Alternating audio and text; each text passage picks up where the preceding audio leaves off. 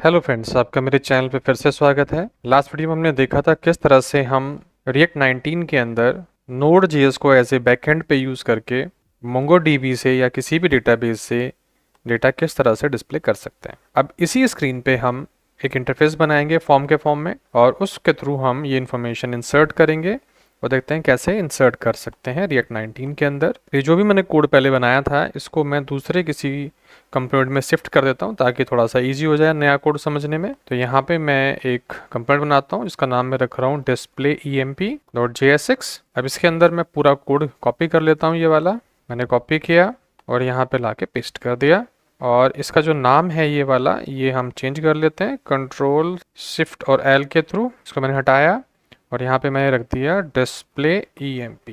इसका नाम हो गया डिस्प्ले emp इस तरह से और ये हमारा काम करेगा बड़े प्यार से। हमने कुछ भी चेंज नहीं किया है, सिर्फ हमने डिस्प्ले emp नाम रखा है। अब इस वाले जो कंपोनेंट को हम ये सब उड़ा देते हैं यहाँ से, हमें इनकी ज़रूरत अभी है नहीं तो ये मैं सब यहाँ से उड़ा देता हूँ। थोड़ा सा क्लीन हो जाएगा कोड, नया कोड समझने में ईजी हो जाएगा। ये उड़ा दिया और इसको भी उड़ा देता हूँ यहाँ से और यहाँ पे हम डिस्प्ले emp को ऐसे डिस्प्ले कर लेते हैं। ये आ गया।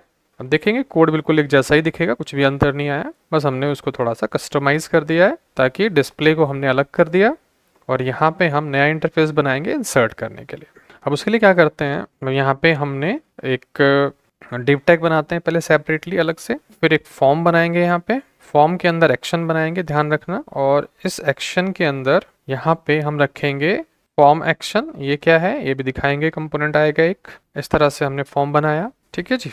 और ये हम यहाँ पे सर्वर एक्शन का यूज़ करेंगे। यहाँ पे एक्शन फॉर्म एक्शन जो नेक्स्ट में सर्वर एक्शन बोलते हैं, तो यहाँ भी सर्वर एक्शन बोलूँगा मैं, बार बार मेरे मुंह से सर्वर एक्शन ही निकलता है, वैसे इसको फॉर्म एक्शन बोलते हैं। तो ये जो फॉर्म एक्शन है ये हम यहाँ पे रिएक्ट के अंदर यूज़ करेंगे क्योंकि पहले हम एपीआई यूज़ करते थे और उसकी मदद से इन्फॉर्मेशन ऐड करते थे, अब हम डायरेक्टली ऐसे ही ऐड कर लेंगे। तो इसके लिए हमें फॉर्म एक्शन के लिए हमें यहाँ पे एक अलग से हमारे पास एक हुक है जो हम यूज़ करेंगे, तो उसको यहाँ पे यूज़ कर लेते हैं पहले। तो हमने क्या किया, यहाँ पे हमने कहा कॉन्स्ट और यहाँ पे हमने पहले रखा स्टेट, फिर हमने रखा फॉर्म एक्शन, ये वाला फॉर्म एक्शन जो हम पास कर रहे हैं, फिर हमने रखा इज पेंडिंग।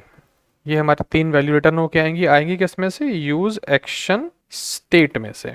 अब ये कहाँ से आएगा, ये आएगा हमारा रिएक्ट 19 के अंदर, import use action state from react, ऐसे। सो यूज एक्शन स्टेट हमने यहाँ पे यूज कर लिया ऐसे। अब इसके अंदर 2 पैरामीटर होते हैं। पहला होता है वो फंक्शन जिसको फॉर्म जो है ये डेटा भेजेगा, तो पहले डेटा इसके पास जाएगा, फिर ये उस पर एनालिसिस करेगा और यहाँ पे 3 चीज़ें रिटर्न कर देगा। पेंडिंग की काम चल रहा है, ये जो हमें यहाँ पे रिटर्न करना होता है फॉर्म एक्शन के पास, और उसकी स्टेट की मैसेज वहाँ से क्या रिटर्न हो गया है। तो यहाँ पे हमें 2 चीज़ें भेजनी होती हैं। सबसे पहला हम बना लेते हैं कॉन्स्ट करके, यहाँ भी स्पेलिंग मिस्टेक हो गई, कॉन्स्ट करके इनिशियल स्टेट।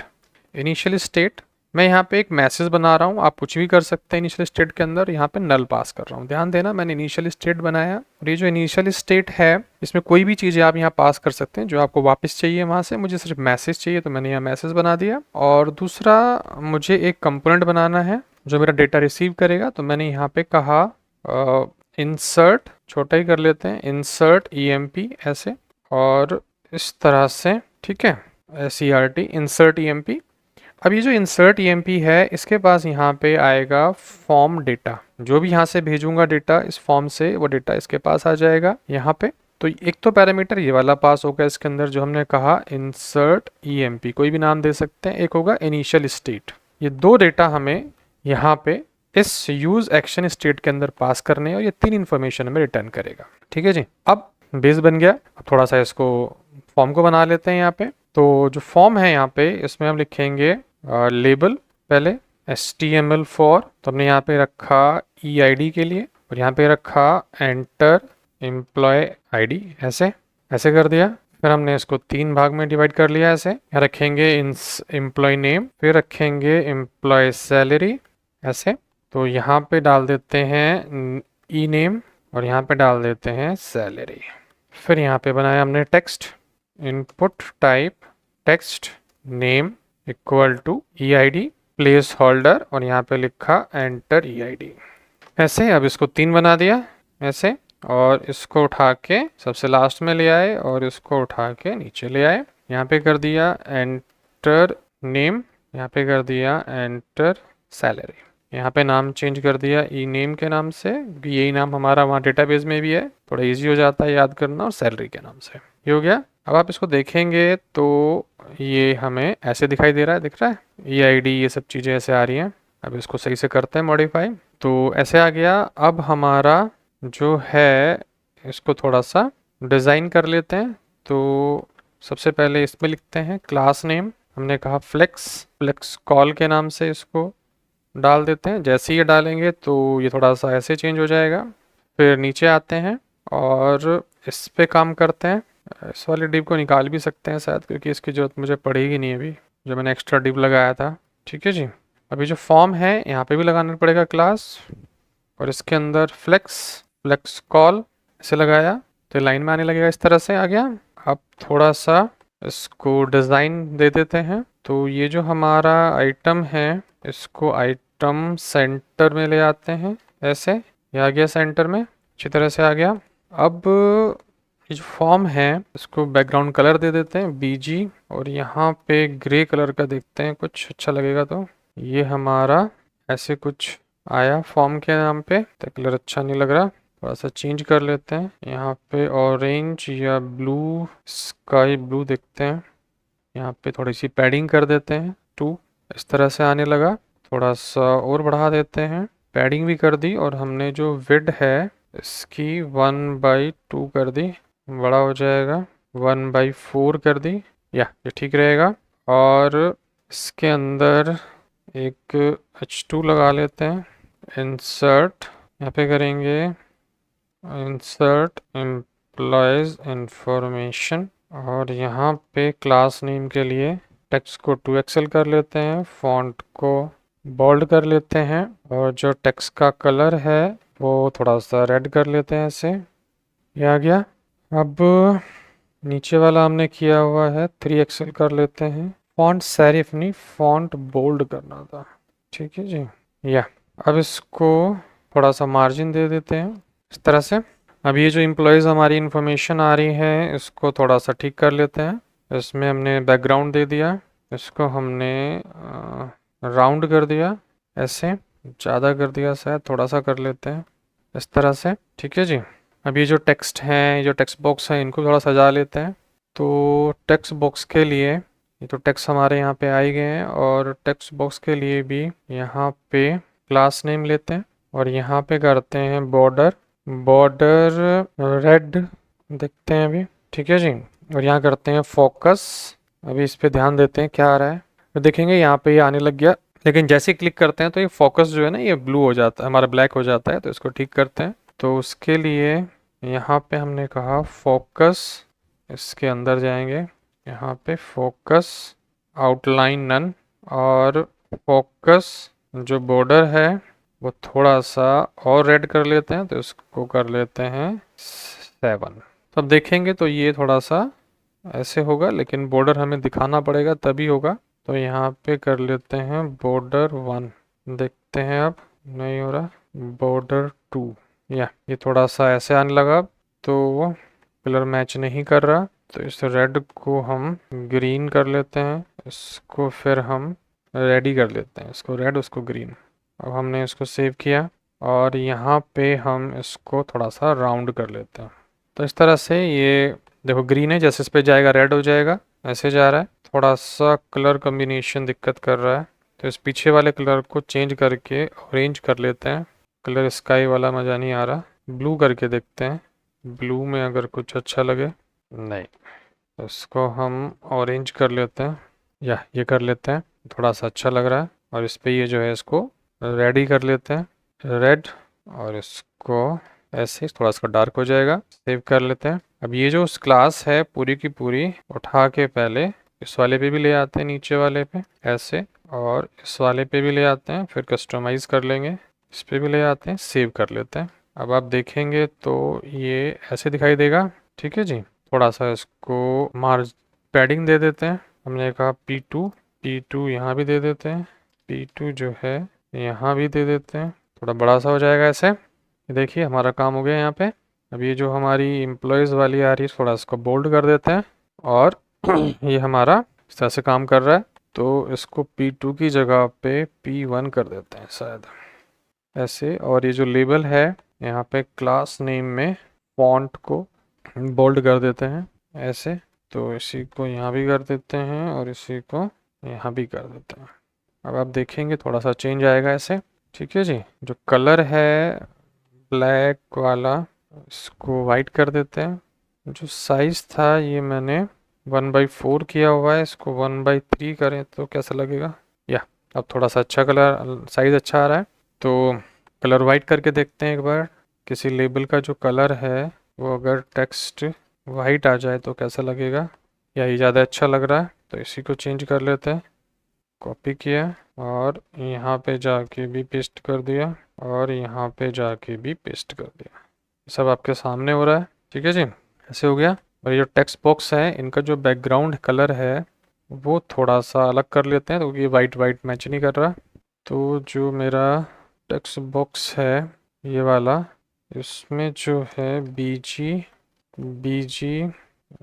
ग्रीन या ऑरेंज 100 कर लेते हैं, देखते हैं कैसा लगेगा। थोड़ा सा अच्छा मैच कर रहा है, तो इसी को कर लेते हैं। इसको कॉपी किया और सब में यहाँ जाके पेस्ट कर दिया और यहाँ पे जाके भी पेस्ट कर दिया, ठीक है जी। तो इस तरह से इंटरफेस बना रहे हैं, आप भी बना सकते हैं। यहाँ पे आप बटन बनाते हैं इंसर्ट करने के लिए, क्योंकि मेन काम तो इंसर्ट करने का था। तो ये जो फॉर्म है यहाँ पे अब हम करते हैं button type equal to submit, और नेम जो है बटन का वो हो जाएगा ऐड, और जो वैल्यू हो जाएगी इसकी वो भी हो जाएगी ऐड, और यहाँ पे करेंगे ऐड, ठीक है जी। अब इसको सजा लेते हैं क्योंकि थोड़ा सा क्लास नेम लेना पड़ेगा। यहाँ पे लिया बॉर्डर की ज़रूरत नहीं है, बीजी ब्लू, तो ब्लू या ऑरेंज ही ले लेते हैं, ऑरेंज थोड़ा डार्क कलर का ले लेंगे। और यहाँ पे कर लेंगे राउंडेड इस तरह से, और देखते हैं कैसा दिख रहा है बटन, ऐसे दिख रहा है, तो इसको ब्लू ही कर लेते हैं, ठीक है जी। ब्लू भी नहीं कर रहे, रेड ही करते हैं, रेड करते हैं। और जो साइज़ है इसका वो 1/4 कर लेते हैं, ठीक है, हो गया। और इसको थोड़ा सा कस्टमाइज़ करते हैं, और इसका जो कलर है वो टेक्स्ट का वाइट कर लेते हैं ऐसे। पैडिंग जो है वो 2 कर लेते हैं ऐसे। तो ये हमारा बटन बन रहा है अच्छे से। थोड़ा सा मार्जिन भी चाहिए इसको, तो मार्जिन फ्रॉम द टॉप जो है वो 1 कर लेते हैं इस तरह से। देखो ये आ गया फिट, बटन हमारा सेट हो गया। अब हम यहाँ से ऐसे देख ही रखे हैं हमारे 8 रिकॉर्ड आ रहे हैं, तो जैसे ही मैं यहाँ इंसर्ट करूँगा तो हमारे रिकॉर्ड एक और इंसर्ट हो जाना चाहिए। उस पर काम करते हैं। डिज़ाइनिंग हमने कर ली, और भी बेटर आप कर सकते हैं, जल्दबाजी में मैंने जो समझ में आया मैंने कर दिया। अब यहाँ पे जब हम बटन पे क्लिक करेंगे तो हमारा ये इंसर्ट वाला फंक्शन कॉल होगा, ये वाला। जैसे ही ये फंक्शन कॉल होगा तो ये इन्फॉर्मेशन यहाँ जाएगी, यहाँ से लिंक हो जाएगी इसके साथ में, यहाँ पे फॉर्म एक्शन के साथ। और ये जो स्टेट है इसके अंदर मैसेज आ जाएगा, और ये जो इज़ पेंडिंग है ये बता देगा भाई क्या करना है। तो देख लेते हैं, अगर इज़ पेंडिंग है तो बटन मेरा डिसेबल हो जाए। तो ये जो बटन है इसको कर लेते हैं डिसेबल्ड। अगर इज़ पेंडिंग है तो इज़ पेंडिंग अगर ट्रू होगा तो अपने आप ये डिसेबल हो जाएगा उस समय, ठीक है जी। यहाँ भी लगा देते हैं इज़ पेंडिंग, क्योंकि जैसे ही इज़ पेंडिंग होगा यानी कि ट्रू होगा, हमारा काम चल रहा होगा, उस समय हम यहाँ पे लिखेंगे H2, यहाँ पे लिखेंगे लोडिंग ऐसे। और जैसे ही लोडिंग ख़त्म हो जाएगी ये हमारा डेटा यहाँ पे आके डिस्प्ले हो जाएगा, ठीक है जी। ऐसे काम कर दिया हमने। इसको H2 कर लेते हैं, इसको H2 कर लेते हैं, ये डिस्प्ले हो गया। और ये क्या चीज़ है भाई, इसकी ज़रूरत हमें भी नहीं है यहाँ पे। और ये हमारा कुछ बटन है, डिव टैग है, फॉर्म के बाद ही लगाना है, तो कुछ भी नहीं आ रहा। अच्छा ये इसका क्लोजिंग था, ऐसे क्लोज हो जाएगा। और यहाँ पे थोड़ा सा क्लास दे देते हैं, टेक्स्ट को हम 2XL दे देते हैं, फॉन्ट को बोल्ड दे देते हैं, और जो कलर है उसको रेड दे देते हैं कि वो लोड कर रहा है, तो थोड़ा सा हमें बता देगा भाई कि कुछ लोड हो रहा है ऐसे। तो लोडिंग आता चला जाएगा, डिस्प्ले हो जाएगा। पेंडिंग हमने यूज़ कर लिया, अभी पेंडिंग और भी यूज़ करना है।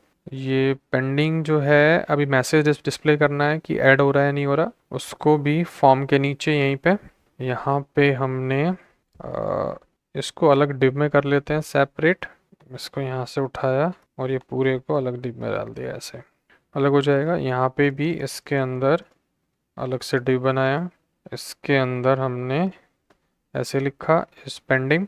अगर पेंडिंग है तो हम यहाँ पे लिखेंगे, अगर करना है इस पेंडिंग है तो कुछ नहीं करेंगे। नॉट इस पेंडिंग है, अगर नॉट इस पेंडिंग है तो स्टेट, तो H2 करते हैं पहले। H2 के अंदर स्टेट डॉट मैसेज को हम इस तरह से इसके अंदर डिस्प्ले कर देंगे, ठीक है जी। और अगर कुछ भी नहीं है तो कुछ नहीं करेंगे। तो इस पेंडिंग अगर नहीं है तो डिस्प्ले करना है, इस पेंडिंग है तो कुछ नहीं करना है। इसमें भी थोड़ा सा क्लास नेम डाल देते हैं, ये वाली कॉपी किया और यहाँ पे क्लास नेम डाल दिया इसे अपडेट करके, ठीक है जी। हो गया काम बड़े प्यार से। अब देखेंगे हमने इस पेंडिंग भी सिलेक्ट कर लिया, जो मैसेज वहाँ से आएगा उसको डिस्प्ले कर देंगे। अब यहाँ का काम रह गया है कि जैसे ही फॉर्म डेटा होगा तो कॉन्स्ट करेंगे, पहले EID रीड करेंगे, EID को फॉर्म डेटा से रीड किया जाएगा गेट करके। यहाँ पे लिखा EID, जो भी हमारा नाम था फॉर्म के अंदर, इस फॉर्म के अंदर हमारा जो नाम है एम्प्लॉयज़ का वो EID है। फिर 2 और करने हैं, एक हो जाएगा E-नेम, एक हो जाएगा सैलरी। अब यहाँ पे आएगा E-नेम, यहाँ पे आएगा सैलरी, ठीक है जी। और अब हमें डेटा डालना है, ठीक है जी। तो डेटा डालने के लिए हमें फेच फंक्शन यूज़ करना पड़ेगा पोस्ट उसका। तो हमने कहा कॉन्स्ट रिजल्ट ऐसे। अब रिजल्ट के फॉर्म में यहाँ पे हमने किया अवेट फैच ऐसे, और यहाँ पे लगाएंगे एसिंक। अब यहाँ पे फैच के लिए हमने दिया HTTP लोकल होस्ट के अंदर 3000 पोर्ट के अंदर। फिर हमने यहाँ पे दिया ऐसे ऑब्जेक्ट, इसके अंदर इंफॉर्मेशन डालनी पड़ेगी। तो सबसे पहला है हेडर्स, तो हेडर्स के अंदर हमने डाला कंटेंट टाइप, और ये हो जाएगा कंटेंट टाइप एप्लीकेशन जेसॉन। फिर यहाँ पे हो जाएगा एक्सेप्ट एप्लीकेशन जेसॉन ऐसे। फिर इसके बाद यहाँ पे होगा मेथड जो है पोस्ट नाम का। फिर इसके बाद होगा बॉडी, जो हम डालेंगे डेटा अपना। तो ये बोलेंगे जेसॉन डॉट स्ट्रिंगिफायर, यहाँ पे डेटा सेव कर लिया। तो ये सब चीज़ें होंगी ऐसे। और डेटा कहाँ से आएगा, डेटा आएगा यहाँ से कॉन्स्ट डेटा इक्वल टू, यहाँ पे लिखेंगे EID का EID, E-नेम का E-नेम, सैलरी का सैलरी ऐसे, ठीक है जी। डेटा हमने एक फॉर्मेट में लेके आ गए, जेसन के फॉर्मेट में, उसको यहाँ पे डाल दिया। जैसे ही डालेंगे यहाँ रिजल्ट आ जाएगा। जब रिजल्ट आ जाएगा तो यहाँ पे चेक करेंगे इफ़ रिजल्ट, अगर रिजल्ट है तो हम रिटर्न कर देंगे। क्या रिटर्न करेंगे, मैसेज के अंदर रिजल्ट डॉट मैसेज, जो वहाँ से मैसेज आएगा। क्योंकि मेरी वाली जो नोड वाली जो ऐप है, यहाँ से हमने एक मैसेज प्रिंट किया हुआ है ऐसे करके, record inserted, record not inserted. तो जो भी रिजल्ट आएगा वो हम यहाँ पे डिस्प्ले कर देंगे इसके अंदर, और ये डिस्प्ले रिजल्ट हमें यहाँ पे मिल जाएगा। ये कहाँ पे मिलेगा, जो हमने अभी लगाया था पेंडिंग, इसके नीचे यहाँ पे इसमें आ जाएगा स्टेट डॉट मैसेज के अंदर। तो ये जो फंक्शन है यहाँ से उठा के ये वैल्यू यहाँ आ जाएगी, जो हम यहाँ पे पास कर रहे हैं इसके अंदर मैसेज के अंदर। और यहाँ पे जो फंक्शन है इसके अंदर आप प्रीव स्टेट भी यूज़ कर सकते हैं। जो हमने यहाँ से इनिशियल स्टेट भेजी है, ये जो इनिशियल स्टेट है ये यहाँ पे जाके प्रीव स्टेट हो जाती है ऐसे। अब ट्राई करके देखते हैं कि ये काम कर रहा है नहीं कर रहा है। जैसे हमने ऑलरेडी 8 तो डाल ही दिए रिकॉर्ड, 9 डाल देते हैं और यहाँ पे डालते हैं अशोक त्यागी, कुछ भी डाल देते हैं। कुछ हमने रैंडम वैल्यू डाल दी ऐसे सैलरी के लिए, ऐड किया। तो अब देखो लोड कर रहा है, लोड करा इसने और यहाँ देखो 9 आ गया, ठीक है। बट यहाँ पे रिकॉर्ड इंसर्टेड हम करना चाह रहे थे, वो अभी हमें नहीं मिला। उसको देख लेते हैं क्या प्रॉब्लम है। रिकॉर्ड तो इंसर्ट हो गया बड़े प्यार से, लेकिन थोड़ी सी प्रॉब्लम है यहाँ पे। स्पेंडिंग आया हमारा, तो हमने कहा यहाँ पे डेटा हो गया, डिस्प्ले तो हम कर ही रहे हैं। अगर पेंडिंग है तो लोडिंग लिखा हुआ आएगा और ये हमारा ऐसे हो जाएगा। अब अगर स्टेट डॉट मैसेज अगर पेंडिंग है यहाँ पे तो कुछ नहीं करना है। अगर पेंडिंग नहीं है तो हमें यहाँ पे डेटा जो भी आ रहा है वो डिस्प्ले कर देना है और यहाँ पे ये डिस्प्ले कर देना है खाली ब्लैंक। तो कर क्यों नहीं रहा? ये मैसेज हमारा यहाँ से आया, इफ़ रिज़ल्ट यहाँ से आ जाएगा। जब फैच करेंगे तो हमने मैसेज में इसकी जगह पे हम खुद ही डाल देते हैं, हो सकता है डेटा ना आ रहा हो तो हम डाल देते हैं रिकॉर्ड इंसर्टेड। एक बार ट्राई कर लेते हैं, वैसे वो ज़्यादा अच्छा रहता पर वो आएगा नहीं आएगा, एक बार देखते हैं दोबारा।